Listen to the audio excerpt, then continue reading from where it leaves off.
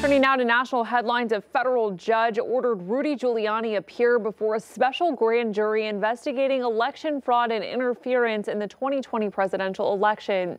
CBS's Natalie Brand has more. Rudy Giuliani arrived at a courthouse in Atlanta, Georgia, to face a grand jury in a criminal investigation looking into election interference. I'll talk about this until it's over. It's a grand jury, and grand juries, as I recall, a secret. Prosecutors notified Giuliani, who served as former President Trump's personal attorney, that he's a target in the probe. Anthony Michael Christ teaches law at Georgia State University. If I was Rudy Giuliani, I would be very worried.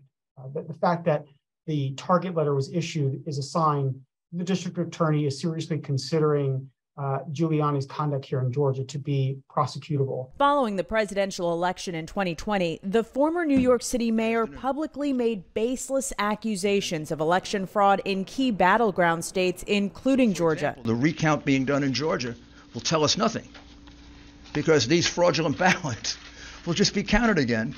Georgia state officials found no evidence of election fraud, but that did not stop the former president and his associates from continuing their campaign to try to upend the election results. Legal experts point to the former president's January 2021 phone call to Georgia's Secretary of State. I just want to find 11,780 votes, which is one more than we have. I doubt that if a conspiracy case was brought in Georgia, that it would be brought without the former president involved, because he was a linchpin in all of this. Christ says the grand jury's role is to determine what kind of coordination was behind the effort and who was involved.